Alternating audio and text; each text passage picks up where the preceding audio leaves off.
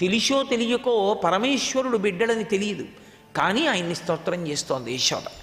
కొడుకు మీద ప్రేమ పొంగి ఆయనని స్తోత్రం చేస్తూ దదిమథనం చేస్తోంది. ఆ పెరుగు చిలుకుతుండగా పరమేశ్వరుడు మనస్సులో ఒక సంకల్పం చేశాడు, పరిపూర్ణావతారం.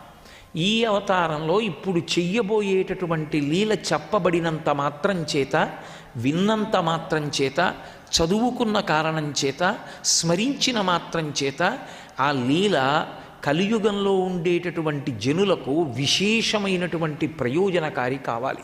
అటువంటి లీల చెయ్యాలనుకున్నాడేమో మహానుభావుడు.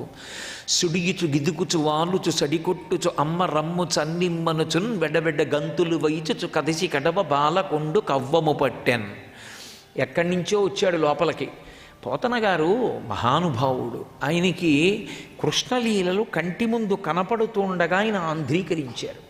ఏదో జ్ఞాపకం తెచ్చుకుని సంస్కృత శ్లోకం చూస్తూ దానికి తత్తుల్యమైన తెలుగు మాటలు వెతుక్కుంటూ ఆంధ్రీకరించిన ఆంధ్రీకరణ కాదు. వారు ఒక్కొక్క ఘట్టాన్ని ఆంధ్రీకరిస్తుంటే ఈశ్వరుడు పలికాడు ఆయనకి. ఆయన యజ్ఞవరాహమూర్తి ఘట్టాన్ని ఆంధ్రీకరిస్తుంటే ఆయన్ని నిగ్రహించడానికి మహారాజు వచ్చాడు. బలవంతంగా భాగవతాన్ని అంకితం పొందడానికి సేనానిని పంపాడు.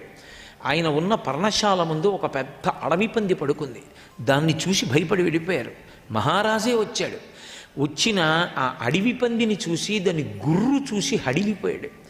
పంది మెల్లిగా లేచి వెళ్ళిపోయింది.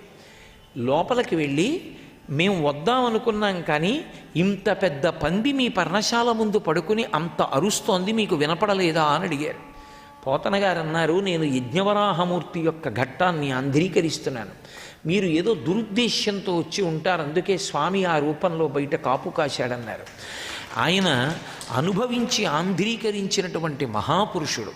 తెలుగు జాతి గర్వపడాలి. అందుకే వారి కంటి ముందు ద్యోతకమయ్యాయి సన్నివేశాలు.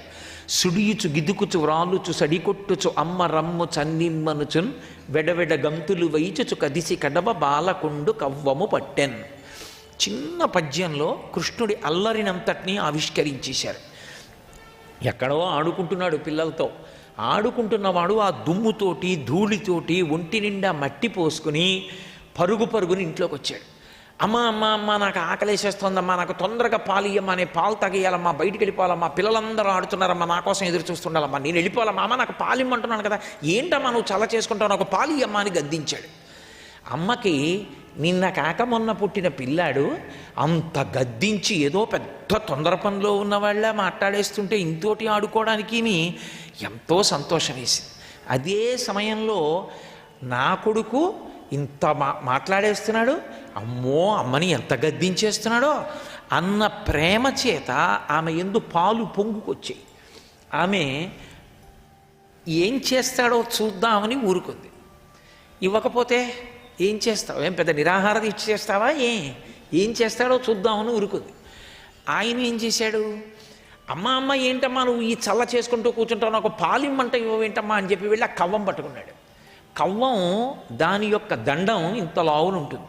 పెద్ద కుండలో చల్ల చేసినప్పుడు పిల్లవాడి చెయ్యి పూల పొట్లంలా ఇంతుంది.